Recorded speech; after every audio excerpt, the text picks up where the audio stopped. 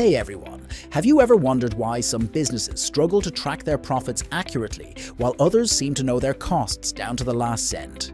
Well, today we're going to break down the difference between retail accounting and cost accounting. By the end of this video, you'll understand why manufacturers prefer cost accounting while retailers stick to retail accounting. Let's dive in. Let's start with the basics. Retail accounting is mainly used by businesses that sell directly to customers, such as supermarkets, fashion boutiques, and electronic stores. It values inventory based on selling price, making it easy for business owners to track sales and profits quickly. Cost accounting is used in manufacturing and production businesses like garment factories, food processing plants, and automotive companies.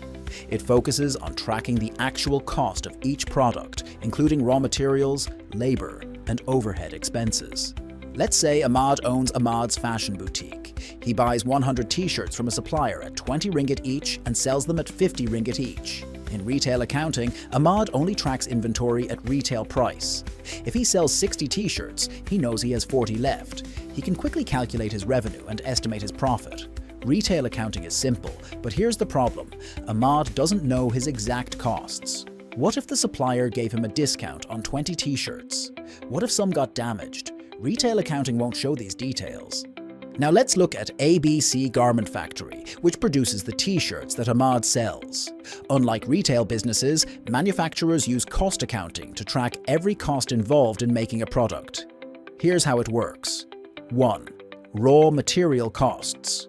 Each t-shirt requires 1 meter of fabric, costing 15 ringgit, plus 2 ringgit for thread and buttons. 2. Labor costs. It takes 10 minutes of labor at 3 ringgit per shirt. 3. Overhead costs. The factory spends 1 ringgit per shirt on electricity and maintenance. So the actual cost per t-shirt is fabric plus thread and buttons plus labor plus overhead.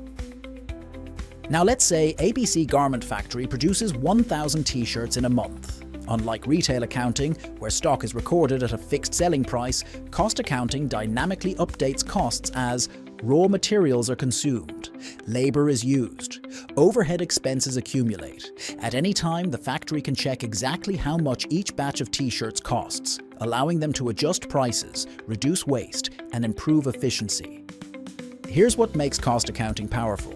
It can track cost variations across different production batches. Let's say ABC Garment Factory produces Batch A, 500 t-shirts using locally sourced fabric at 15 ringgit per meter.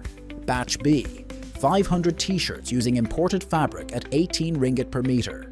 With cost accounting, the factory can see that Batch B costs more to produce and may need a higher selling price. Retail accounting, however, would only show stock at a standard selling price without revealing this difference.